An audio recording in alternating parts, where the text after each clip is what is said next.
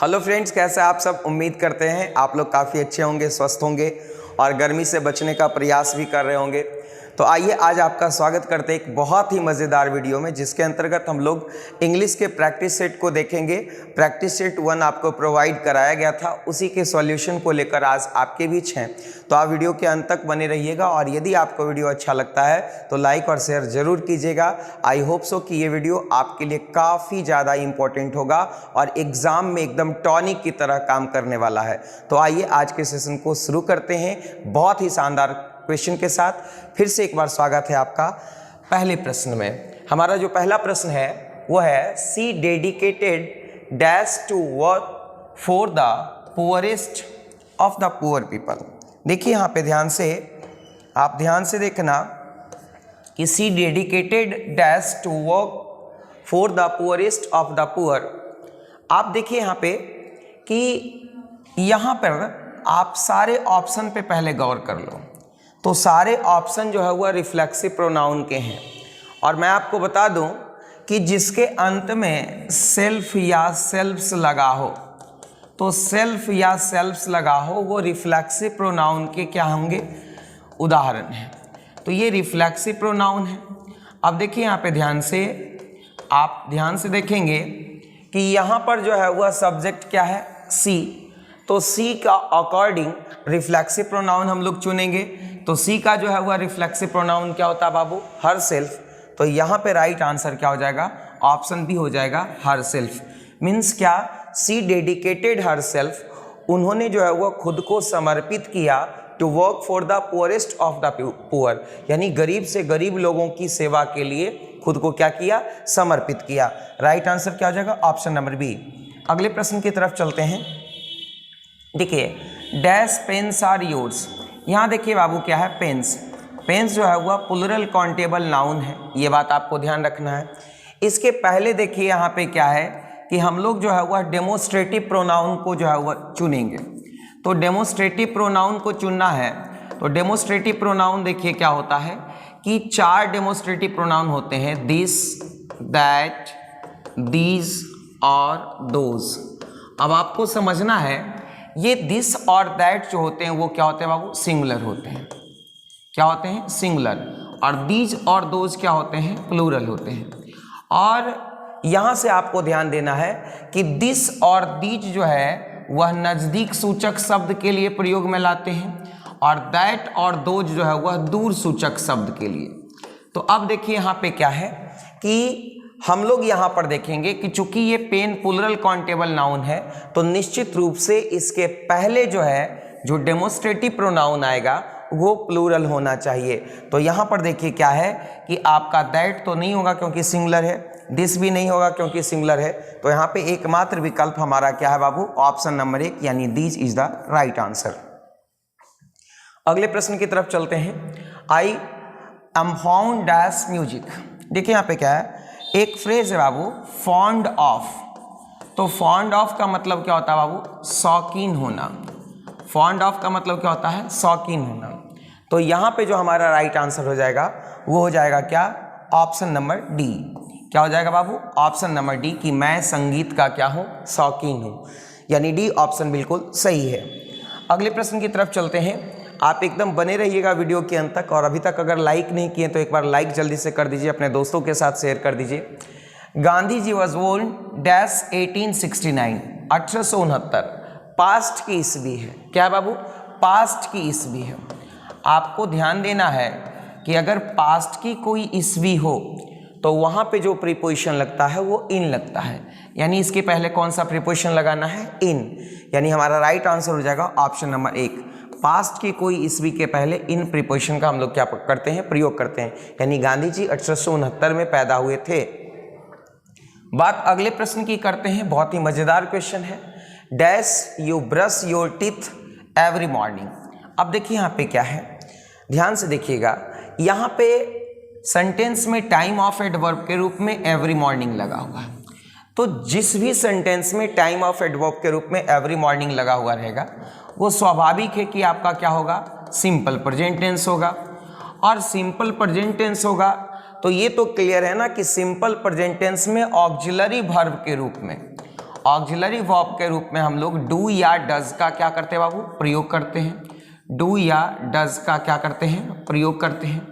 और डू हमारा क्या है, प्लूरल है, और डज हमारा क्या है, सिंगुलर है। डज हमारा क्या है बाबू, सिंगुलर है।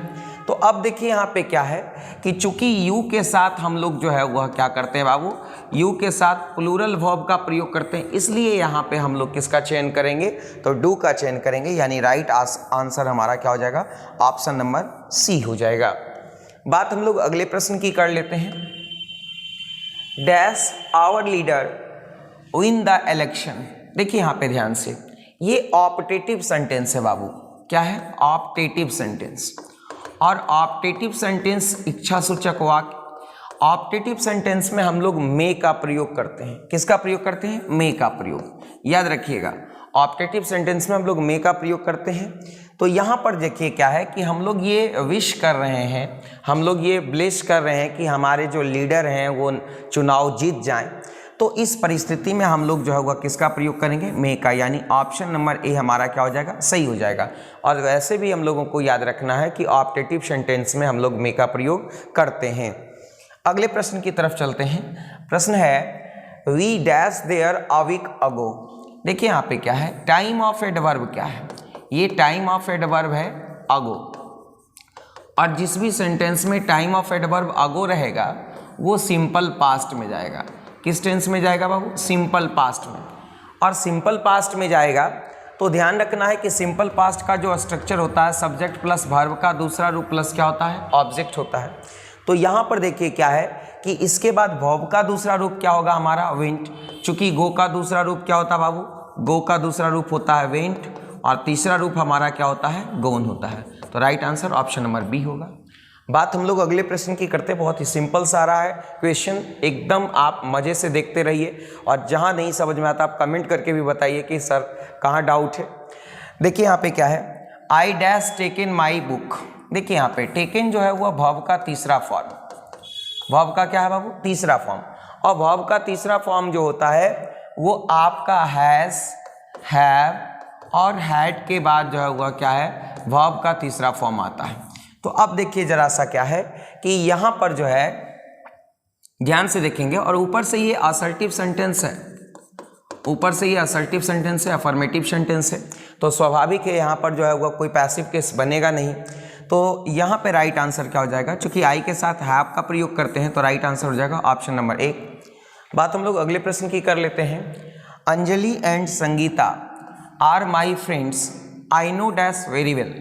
देखिए यहाँ पे क्या है, अंजलि और संगीता मेरे दोस्त हैं, I know dash very well, मैं उन्हें जानता हूँ। किन्हें, यहाँ पे देखिए नो के बाद ऑब्जेक्टिव केस आना है, तो ऑब्जेक्टिव केस यहाँ किन के लिए आएगा, अंजलि और संगीता के लिए।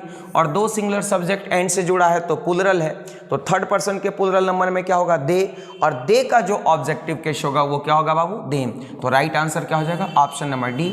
इस प्रश्न को एक बार फिर से मैं समझा देता हूँ, आप ध्यान दीजिए कि Anjali and Sangeeta are my friends, Anjali और संगीता मेरे दोस्त हैं, I know dash very well. देखिए यहाँ पे क्या है कि ये आपका जो है वह वर्ब है, वर्ब के बाद जो है वह ऑब्जेक्टिव केस आता है, तो मैं उन्हें जानता हूं, तो ये ऑब्जेक्ट जो आएगा वो अंजलि और संगीता के लिए आएगा।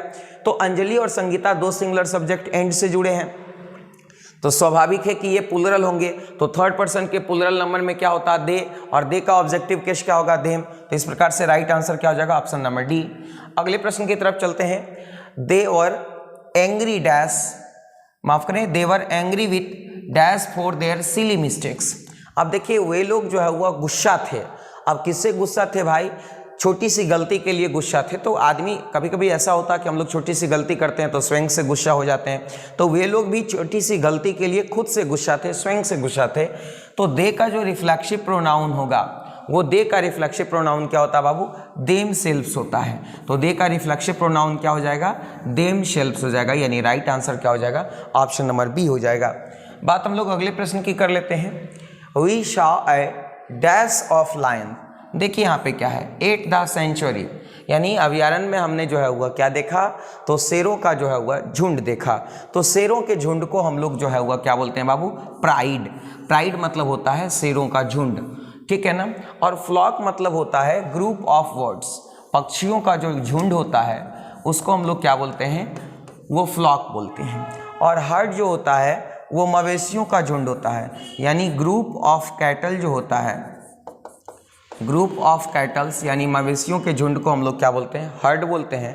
और ट्रूप जो होता है वो ग्रुप ऑफ कैवेलरी यानी घुड़सवार सैनिक का जो समूह होता है उसको हम लोग क्या बोलते हैं बाबू, ट्रूप बोलते हैं। तो इस प्रकार से राइट आंसर क्या हो जाएगा, ऑप्शन नंबर डी हो जाएगा।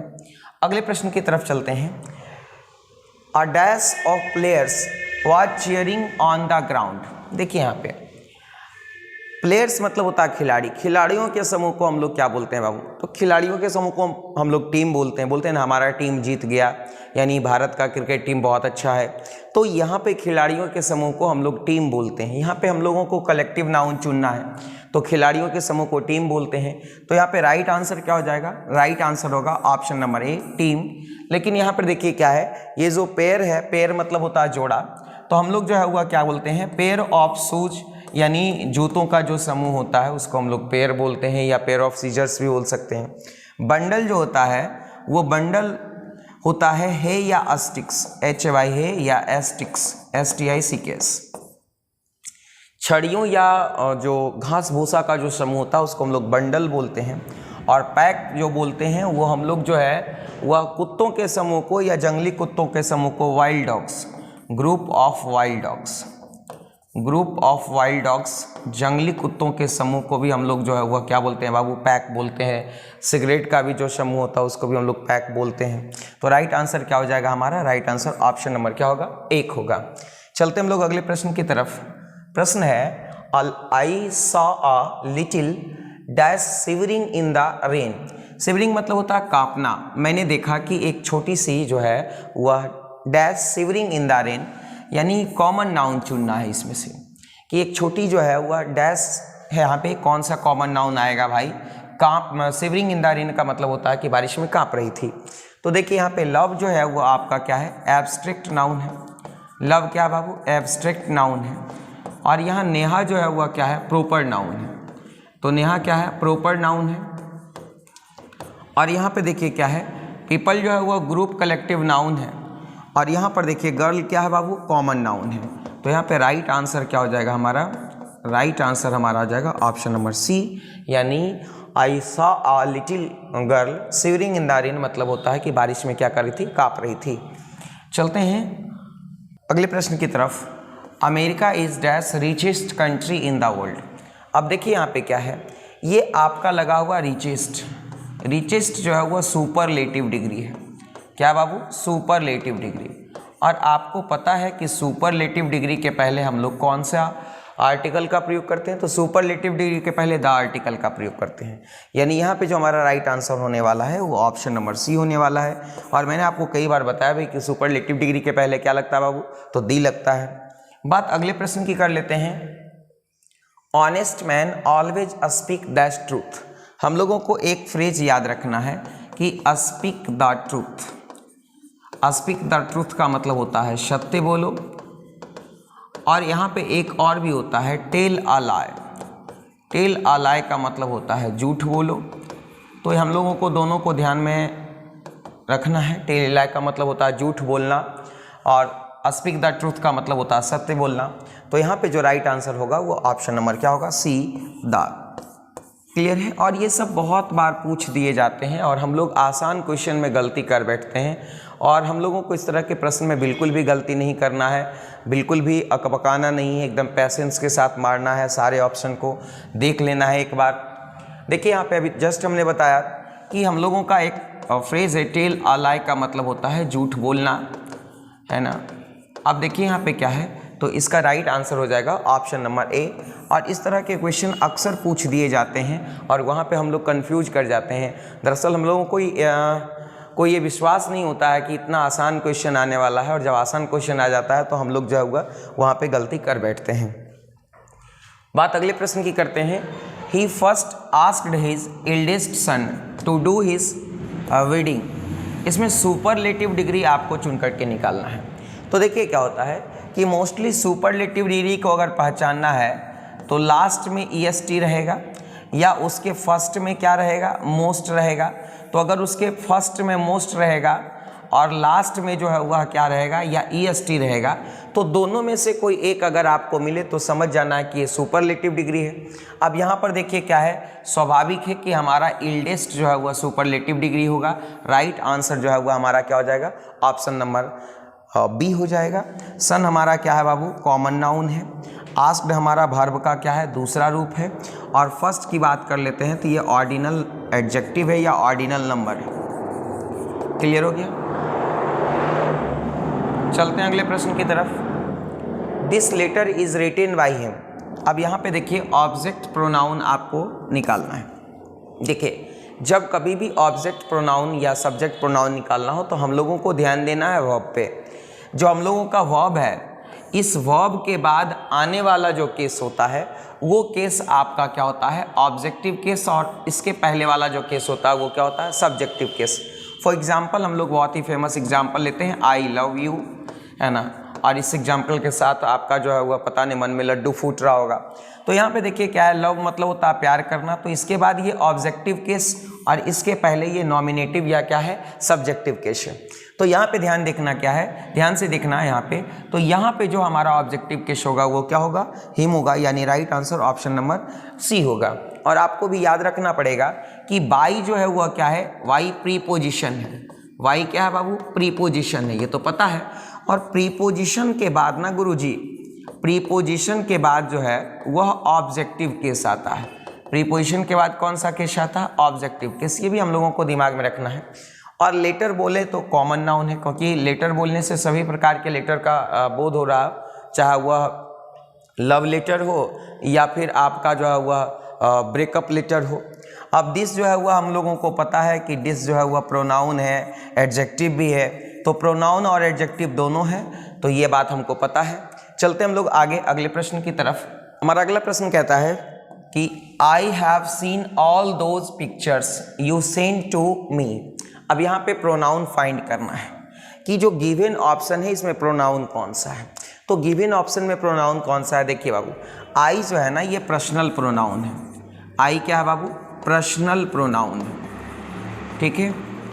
और यहाँ पे यू भी जो है वह क्या है, पर्सनल प्रोनाउन है। यू भी क्या है, पर्सनल प्रोनाउन है। और मी जो है वह ये आई का ऑब्जेक्टिव के यानी केस है, यानी ये भी क्या है, पर्सनल प्रोनाउन है। तो ये तीनों के तीनों प्रोनाउन हैं और तीनों के तीनों पर्सनल प्रोनाउन हैं। और आई का ऑब्जेक्टिव केस क्या होता है, तो मी होता है। आई का ऑब्जेक्टिव केस क्या होता है बाबू, तो मी होता है, ये भी हमको याद रखना है। तो यहाँ से राइट आंसर क्या हो जाएगा, ऑल ऑफ द एबव, मतलब उपरोक्त सभी जो है वह क्या है आपका, तो सभी के सभी जो है वह क्या है, तो प्रोनाउन है। अगले प्रश्न की तरफ चलते हैं। He walked slowly along the road. यहाँ पे एडवर्ब चुनना है। अब देखिए क्या है, एडवर्ब जो होता है जो वर्ब की विशेषता को बताता है, वर्ब को क्वालिफाई करने का काम करता है। तो ही वॉक्ड स्लोली, वह धीरे धीरे चला, तो चलने की विशेषता को बता रहा है कौन सा शब्द, तो स्लोली। और वैसे भी देखिए क्या है कि स्लो मतलब होता है क्या, धीमा। स्लो मतलब क्या होता है बाबू, धीमा। ये एडजेक्टिव है और इसमें एल वाई लगा हुआ है, तो ये बन गया क्या, स्लोली। तो स्लोली जो है वो आपका क्या होगा, एडवर्ब होगा।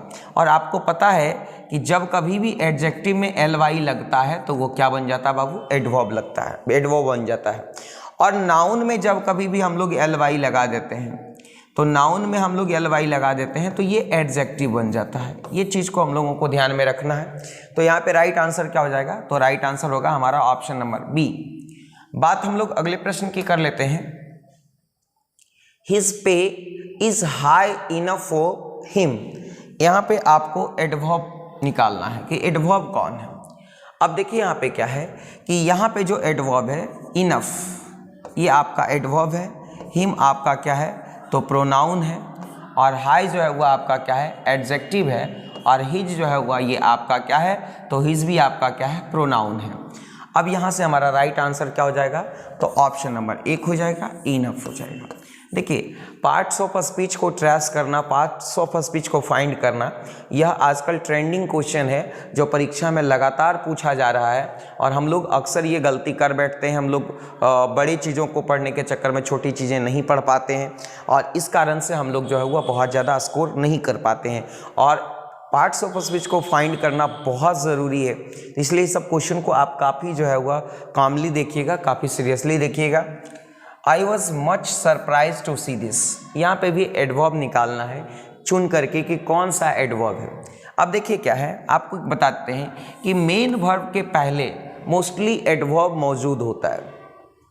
मेन वर्ब के पहले क्या होता है, एडवर्ब एकदम सिचुएटेड रहता है। तो देखिए यहाँ पे क्या है कि यहाँ पे जो राइट आंसर हो जाएगा वो हमारा क्या हो जाएगा, तो मच हो जाएगा। अब बात हम लोग बाकी के ऑप्शन की कर लें तो वॉज जो है वह ऑक्सिलरी वर्ब होता है। सरप्राइज जो है वह क्या है बाबू, तो सरप्राइज आपका यहाँ पे एडजेक्टिव है। और देखिए यहाँ पे क्या है, टू सी जो है वह इसको बोलते हैं इन्फिनिटिव विद टू। क्या बोलते हैं बाबू, इन्फिनिटिव विद टू। तो इसका राइट आंसर क्या हो जाएगा, ऑप्शन नंबर सी हो जाएगा। हम लोग अगले प्रश्न की तरफ चलते हैं। हमारा अगला क्वेश्चन क्या कहता है, ही ऑलवेज स्पीक द ट्रूथ। यहाँ पे भी आपको एडवर्ब निकालना है। अब देखिए अभी हमने बताया आपको कि स्पीक जो है वह आपका क्या है, वर्ब है। तो वर्ब के पहले जो है वह आपका एडवर्ब मौजूद है। तो यहाँ पे राइट आंसर क्या हो जाएगा बाबू, तो राइट आंसर हो जाएगा ऑलवेज, यानी ऑप्शन नंबर 1। क्लियर है, यहाँ पे राइट आंसर क्या हो जाएगा, ऑप्शन नंबर 1 हो जाएगा। चलते हम लोग अगले प्रश्न की तरफ। I wish I dash the PM of India. देखिए यहाँ पे सूटेबल फॉर्म ऑफ वर्ब चुनना है, और ये आई विश वी विश के साथ अगर कोई सेंटेंस शुरू रहे तो वो आपका सपोजिशनल सेंटेंस है। कौन सा सेंटेंस होता है बाबू, सपोजिशनल सेंटेंस है। और एक बात आपको पता होना चाहिए कि सपोजिशनल सेंटेंस में सब्जेक्ट चाहे कुछ भी रहे, वर्ब हमेशा WERE क्या होगा, वर ही होगा। तो यहाँ पे राइट आंसर क्या हो जाएगा, ऑप्शन नंबर डी हो जाएगा। इन प्रश्नों को ध्यान से देखिएगा, सारे प्रश्न काफ़ी महत्वपूर्ण हैं और स्पेशली मैं इस प्रश्न की बात कर रहा हूँ। इस तरह के क्वेश्चन अक्सर पूछे जाते हैं, तो हम लोगों को ध्यान में रखना है कि सपोजिशनल सेंटेंस जो होते हैं उनके साथ हम लोग WERE वर्ड का क्या करते हैं, प्रयोग करते हैं। चलते हैं अगले प्रश्न की तरफ। प्रश्न है वाई डैश यू डन। यहाँ पे सूटेबल फॉर्म ऑफ वर्ब लिखना है। देखिए WH से अगर कोई सेंटेंस शुरू है तो उसके बाद आने वाला जो ऑक्सिलरी वर्ब होता है वो उसके बाद आने वाला जो है वह प्रोनाउन, नाउन के नंबर और पर्सन के मुताबिक होता है। तो यहाँ पर देखिए क्या है कि यहाँ पर यू है और यहाँ पे वर्ब का क्या है, तीसरा रूप। तो मैंने अभी बताया कि वर्ब का तीसरा रूप है, तो ये वर्ब का तीसरा रूप हैज़ और हैव के बाद लगेगा। तो यहाँ पर यू के अकॉर्डिंग हम लोग जो है वह किसका चयन करेंगे, हैव का चयन करेंगे। किसका चयन करेंगे बाबू, हैव का, यानी राइट आंसर ऑप्शन नंबर क्या हो जाएगा, डी हो जाएगा। अगले प्रश्न की तरफ चलते हैं। Children dash there milk thrice every day. मैंने अभी बताया आपको कि देखो बाबू क्या होता है कि एवरी डे जो होता है वो सिंपल प्रेजेंट टेंस, जिस भी सेंटेंस में टाइम ऑफ एडवर्ब के रूप में एवरी डे लगाओ वो सिंपल प्रेजेंट टेंस होता है। और ये सिंपल प्रेजेंट में है, ये तो हमको पता चल गया। Children dash there milk thrice every day, यानी बच्चे जो है दिन भर में 3 बार दूध पीते हैं। तो ये उनकी क्या है, आदत है, हैबिट है। तो वैसे भी सिंपल प्रेजेंट होगा। और चिल्ड्रेन जो है वह आपका क्या होता है बाबू, प्लूरल होता है। तो वर्ब हमारा क्या लगेगा, प्लूरल लगेगा। अब यहाँ पे देखिए राइट आंसर क्या होगा, वो होगा ड्रिंक, क्योंकि वर्ब अपने ओरिजिनल रूप में, यानी मेन वर्ब का जो पहला रूप होता है वो क्या होता है, प्लूरल। और मेन वर्ब का जो 5वां रूप होता है वो क्या होता है बाबू, सिंगुलर होता है। यानी अगर हम लोग जो है वह वर्ब में यस या ईएस जोड़ देंगे तो वो क्या बन जाता है, तो वो सिंगुलर बन जाता है। और ये हम लोगों को पता है कि ये मेन वर्ब का कौन सा रूप है, चौथा रूप। और मेन वर्ब के चौथा रूप को हम लोग प्रेजेंट पार्टिसिपल कहते हैं। क्या कहते हैं बाबू, प्रेजेंट पार्टिसिपल कहते हैं। और यहाँ पर देखिए क्या है, ये मेन वर्ब का दूसरा और तीसरा रूप भी है ना, माफ करें, मेन वर्ब का कौन सा रूप है, तीसरा रूप। मेन वर्ब का कौन सा रूप है, तीसरा रूप है।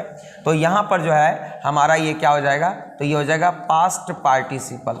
तो इन सब चीज़ों को आपको याद रखना है ध्यान से।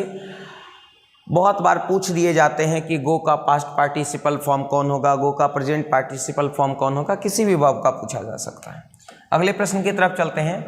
अ बंच ऑफ फ्लावर्स, जो फूलों का जो समूह होता है उसको हम लोग क्या कहते हैं, तो फूलों का जो समूह होता है उसको हम लोग बुके कहते हैं। क्या कहते हैं बाबू, बुके।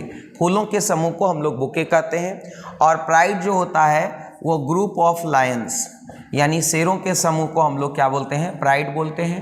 और ग्रुप ऑफ बर्ड्स यानी पक्षियों के समूह को हम लोग क्या बोलते हैं बाबू, तो फ्लॉक बोलते हैं। और वे भी होता है ग्रुप ऑफ गर्ल्स या वीमेन, ग्रुप ऑफ गर्ल्स या वीमेन, है ना, महिलाओं या लड़कियों के समूह को हम लोग क्या बोलते हैं, वे भी। यानी राइट आंसर क्या हो जाएगा, ऑप्शन नंबर 1। अगले प्रश्न की तरफ चलते हैं। इधर यू और आई, देखिए यहाँ पे जब दो सब्जेक्ट इधर और से जुड़ा हो तो वर्ब का चयन बाद वाले के हिसाब से, यानी बाद वाले के हिसाब से, बाद के अनुसार।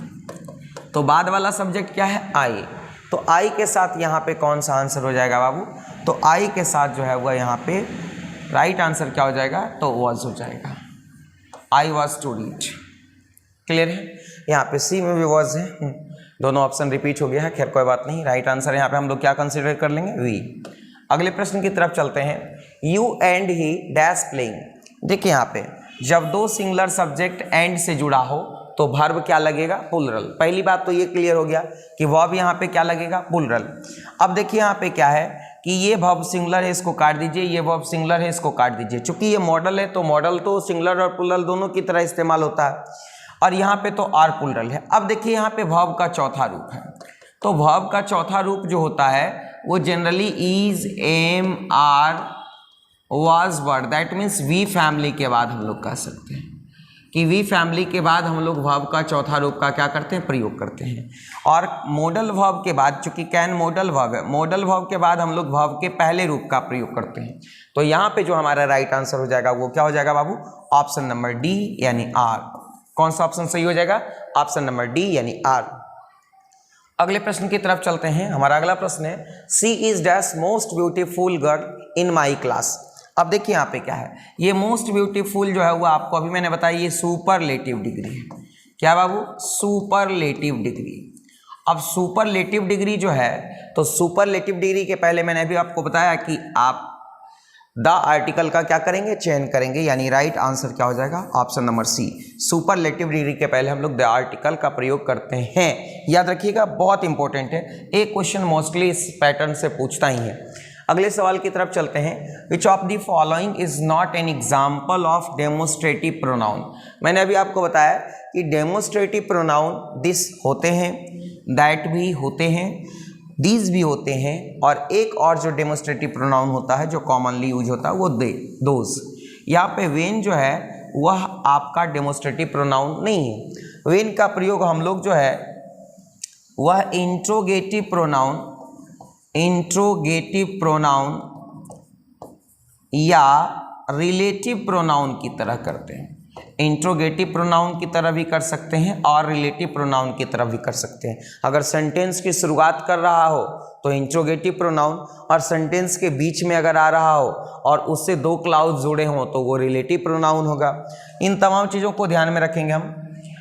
ही and I dash playing there. अब यहाँ पे देखिए क्या है कि यहाँ पे दो सिंगुलर सब्जेक्ट एंड से जुड़ा है, तो यहाँ पे जो वर्ब होगा वो प्लूरल होगा। तो सबसे पहली बात तो ये दिमाग में रखना है, तो जो सिंगुलर वर्ब है उसको आप लोग क्या करेंगे, यहाँ से हटा लेंगे। और यहाँ पर देखिए ये वर्ब का कौन सा रूप है, चौथा रूप। तो मैंने अभी बताया कि वी फैमिली के बाद ही जो है वह वर्ब का कौन सा रूप आता है, चौथा रूप। तो वी फैमिली में इज, एम, आर, वॉज, वर आता है। तो यहाँ पे राइट आंसर क्या हो जाएगा, ऑप्शन नंबर बी हो जाएगा। कौन सा ऑप्शन सही होगा बाबू, ऑप्शन नंबर बी हो जाएगा। क्लियर है। आप वीडियो को अभी तक लाइक नहीं किए हैं तो जल्दी से एक बार लाइक कर दीजिए। आपको वीडियो कैसा लग रहा है तो कमेंट करके फटाफट बताइए कि कैसा लग रहा है, मज़ा आ रहा है कि नहीं, आप सीख रहे हैं कि नहीं, है ना। तो कमेंट करके आप बताते रहिए जल्दी जल्दी। चलते हम लोग अगले प्रश्न की तरफ। हमारा प्रश्न है, dash dog is a faithful animal. अब देखिए यहाँ पे क्या है, डॉग कॉमन नाउन है और सिंगुलर नंबर है। कॉमन नाउन है और क्या है बाबू, सिंगुलर नंबर। तो हम लोगों को एक बात दिमाग में रखना है कि जो कॉमन नाउन सिंगुलर नंबर होते हैं, तो कॉमन नाउन सिंगुलर नंबर के पहले हम लोग जो है वो कौन सा आर्टिकल का प्रयोग करते हैं बाबू, the. Common noun singular number के पहले कौन सा आर्टिकल का प्रयोग करते हैं बाबू, द। कहीं पे भी इस तरह का क्वेश्चन अक्सर पूछा जाता है, कॉमन नाउन सिंगुलर नंबर के पहले द आर्टिकल का प्रयोग करते हैं। अगले प्रश्न की तरफ चलते हैं। I get up dash 5 o'clock in the morning. देखिए मॉर्निंग के पहले इन लगता है, ये भी बात हम लोगों को दिमाग में रखना है। दूसरा देखिए ये घड़ी का समय है, घड़ी का समय है। तो जब कभी भी घड़ी का समय हो तो वहाँ पर हम लोगों को जो है वह 8 प्रीपोजिशन का प्रयोग करना है, यानी घड़ी के समय के साथ किस प्रीपोजिशन का प्रयोग करना है, 8 प्रीपोजिशन का प्रयोग करना है। और ये सब बहुत ही कॉमन क्वेश्चन है और हर साल लगभग एग्ज़ाम में पूछे जाते हैं, तो आप ज़रूर से ज़रूर इन सभी प्रश्नों को दिमाग में रखिएगा। अगले प्रश्न की तरफ चलते हैं। हमारा अगला क्वेश्चन है ही स्पीक्स। देखिए यहाँ पे क्या है, अब ये स्पीक्स वर्ब है, तो इसके बाद जो आएगा वो वर्ब की विशेषता को बताएगा। तो वर्ब की विशेषता को बताएगा तो यहाँ पे ये क्या आ जाएगा, एडवर्ब आ जाएगा। और एडवर्ब के अंत में मोस्टली हम लोग जो है वह ly लगाते हैं, और हम लोग बोलते भी हैं कि स्पीक्स लाउडली, मतलब जो है वह जोर से बोलता है। तो यहाँ पे राइट आंसर क्या हो जाएगा, ऑप्शन नंबर डी। क्या हो जाएगा बाबू, ऑप्शन नंबर डी। चलते हम लोग अगले प्रश्न की तरफ। Which of the following is not an example of personal pronoun. Personal pronoun का उदाहरण कौन नहीं है। दे बिल्कुल पर्सनल प्रोनाउन है, थर्ड पर्सन सिंगुलर नंबर है। We first person plural number बिल्कुल पर्सनल प्रोनाउन है। He third person singular number personal pronoun है। लेकिन दैट जो है वह रिलेटिव या डेमोस्ट्रेटिव प्रोनाउन है। इसका प्रयोग हम लोग रिलेटिव प्रोनाउन की तरह भी करते हैं और डेमोस्ट्रेटिव प्रोनाउन की भी तरह करते हैं। तो जब हम लोग को जैसा ज़रूरत हो जगह के हिसाब से दैट का प्रयोग डेमोस्ट्रेटिव और रिलेटिव दोनों प्रोनाउन की तरह करते हैं। बाकी के ये तीनों के तीनों जो है वह क्या है, पर्सनल प्रोनाउन है। और प्रोनाउन का हम लोग चार्ट जरूर दिमाग में रखेंगे, कौन पर्सनल प्रोनाउन है, कौन डिस्ट्रीब्यूटिव प्रोनाउन है, कौन जो है रिफ्लेक्सिव प्रोनाउन है। और मैंने अपने क्लासरूम में आपको बताया है और जल्दी ही एक वीडियो इस पर लेकर आएंगे, ताकि हम लोग आसानी से जो होगा पर्सनल प्रोनाउन और जितने भी प्रोनाउन के टाइप्स हैं सबको अच्छे तरीके से हम समझ पाएँ। अगले सवाल की तरफ चलते हैं। Why did you give them my books? अब देखिए यहाँ पे क्या है, ऑब्जेक्ट प्रोनाउन पहचानना है। तो यहाँ पे देखिए वर्ब क्या है आपका, वर्ब आपका है गिव, गिव। और यहाँ वर्ब के बाद जो हमारा क्या होता है वो ऑब्जेक्टिव केस होता है। मैंने आपको बताया कि वर्ब के पहले सब्जेक्टिव केस और वर्ब के बाद क्या होता है, ऑब्जेक्टिव केस। तो यहाँ पे जो राइट आंसर हो जाएगा वो क्या हो जाएगा, ऑप्शन नंबर डी हो जाएगा। यहाँ पे देखिए ये इंट्रोगेटिव प्रोनाउन है। डिड आपका ऑक्सिलरी वर्ब सिंपल पास्ट का, माई जो है वह पर्सनल प्रोनाउन, आई का जो है वह पजेसिव केस है। तो इस तरह से हम लोगों को सारी चीज़ों को दिमाग में क्या करना बाबू, रखना है। और बहुत ही आसान है, पूरा का पूरा सेशन बहुत आसान है। सी केम, सी टुक हर लंच। अब देखिए यहाँ पे पजेसिव एडजेक्टिव आपको चुन करके निकालना है। तो देखिए बाबू, पजेसिव एडजेक्टिव जो होता है वो जनरली जो है वह क्या होता है, नाउन के पहले। तो यहाँ लंच मतलब होता है दोपहर का खाना। तो यहाँ पर देखिए क्या है कि ये लंच है और लंच नाउन है, इसलिए इसके पहले यहाँ पे जो आने वाला शब्द है हर, वो पजेसिव एडजेक्टिव का काम कर रहा है। तो राइट आंसर हो जाएगा ऑप्शन नंबर क्या, बी। और बात टू की कर ले तो ये वर्ब का दूसरा रूप है। लंच तो आपका नाउन है, ये पता है। और सी जो है वह पर्सनल प्रोनाउन है आपका, ये भी आपको पता है। ठीक है ना। तो चलते हम लोग अगले सवाल की तरफ। हमारा अगला सवाल क्या कहता है, the father scolded his son. यहाँ पे टेंस पूछ रहा है कि कौन सा टेंस का वाक्य है। तो सबसे पहले देखिए क्या है, ये फादर यहाँ पे सब्जेक्ट है, ये वर्ब का क्या है दूसरा रूप, और ये क्या है ऑब्जेक्ट है। तो सब्जेक्ट प्लस वर्ब का दूसरा रूप प्लस ऑब्जेक्ट है। आप देखिए यहाँ पे क्या है, आप कह सकते हैं सर यहाँ पे तीसरा रूप भी तो हो सकता है। देखिए जब सब्जेक्ट के बाद डायरेक्ट ईडी लगा हुआ वर्ब आए तो समझ जाइए कि वो वर्ब का दूसरा रूप ही है, क्योंकि वर्ब का तीसरा रूप तभी प्रयोग में आएगा जब उसके पहले कोई ऑक्सिलरी वर्ब आया हो तभी। तो यहाँ पे जो है वह राइट आंसर क्या हो जाएगा, तो राइट आंसर हो जाएगा सिंपल पास्ट। क्या हो जाएगा बाबू, simple past. Simple present tense का स्ट्रक्चर क्या होता है, सब्जेक्ट प्लस मेन वर्ब का पहला या पांचवा रूप प्लस क्या होता है ऑब्जेक्ट। पास्ट परफेक्ट का स्ट्रक्चर क्या होता है, subject plus had plus verb का तीसरा रूप प्लस क्या होता है ऑब्जेक्ट। और प्रेजेंट परफेक्ट का स्ट्रक्चर क्या होता है, सब्जेक्ट प्लस हैज या हैव प्लस वर्ब का तीसरा रूप प्लस ऑब्जेक्ट। इस तरह से आप इसको याद रखेंगे तो आपके बहुत सारे सवाल जो है वह बहुत आसानी से क्या हो जाएंगे, बन जाएंगे। अगले प्रश्न की तरफ चलते हैं। Present participle form of write. Write का present participle form, present participle form जो है वो वर्ब का कौन सा रूप होता है बाबू, चौथा रूप, और वर्ब के चौथा रूप में हम लोग आईएनजी चिपकाते हैं।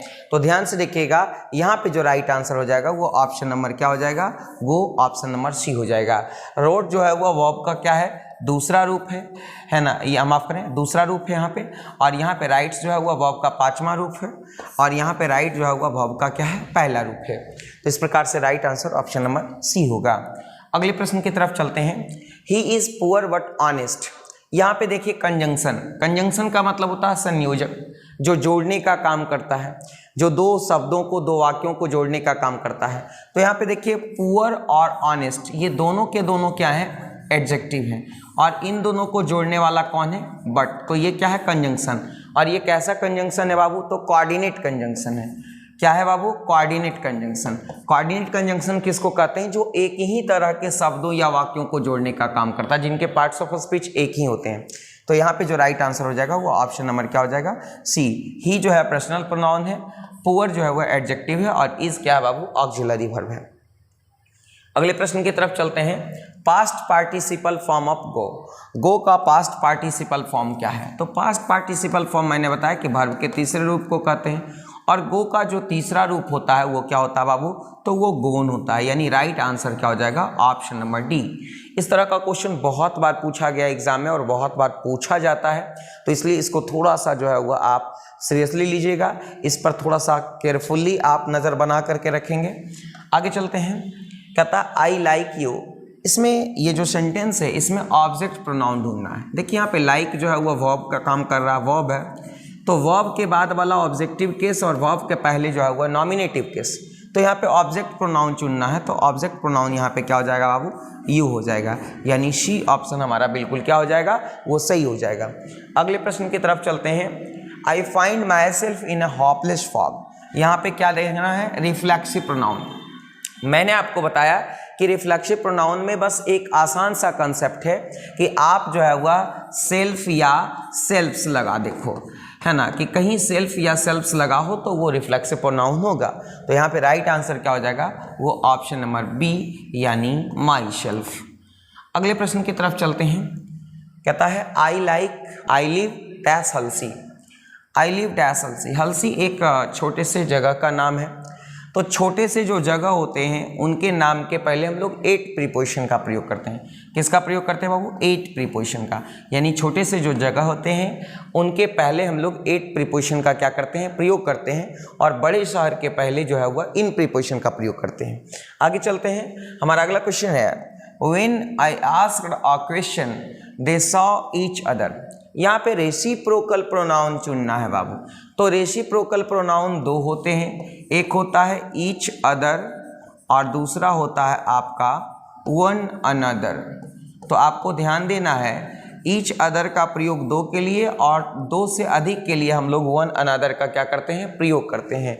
तो यहाँ पे जो राइट आंसर हो जाएगा वो हमारा क्या हो जाएगा, ऑप्शन नंबर डी हो जाएगा। क्या हो जाएगा बाबू, ऑप्शन नंबर डी। अगले प्रश्न की तरफ चलते हैं। हमारा अगला क्वेश्चन है, dash you drink milk every day. मैंने भी बताया आपको कि यहाँ पे एवरी डे लगा हुआ है, तो ये सेंटेंस स्वाभाविक है कि ये सिंपल प्रेजेंट का होगा, और ये सिंपल प्रेजेंट टेंस में हम लोग ऑक्सिलरी वर्ब के रूप में जो है वह डू या डज का प्रयोग करते हैं। लेकिन यहाँ पे देखिए हमारा सब्जेक्ट क्या है, यू, तो यू के साथ हम लोग जो है चूंकि प्लूरल वर्ब लगाना है, तो डू हमारा क्या होता है, प्लूरल वर्ब होता है। तो राइट आंसर हमारा ऑप्शन नंबर क्या हो जाएगा, वी हो जाएगा। अगले प्रश्न की तरफ चलते हैं। हमारा अगला क्वेश्चन है, identify preposition in the given options. ये जो नीचे बहुत सारा ऑप्शन दिया गया है उसमें आपको प्रीपोजिशन आइडेंटिफाई करना है। तो देयर आपका क्या है, तो प्रोनाउन है। दे का पजेसिव एडजेक्टिव देयर है, दे प्रोनाउन है तो देयर भी प्रोनाउन हो जाएगा। विलेज आपका क्या है बाबू, कॉमन नाउन है, और गो जो है वह क्या है, आपका वर्ब है। तो यहाँ पे आपका विद जो है वह क्या है, तो विद आपका क्या है, प्रीपोजिशन, यानी right answer option number C. अगले प्रश्न की तरफ चलते हैं। Identify the indefinite pronoun in the sentence everyone should help needy people. यहाँ पे क्या करना है बाबू, आपको इंडेफिनिट प्रोनाउन क्या करना है, चुनना है। तो देखिए यहाँ पे वन, थिंग और वडी, जिस भी शब्द के अंत में वन, थिंग या वडी लगा हो तो वो इंडेफिनिट प्रोनाउन होता है।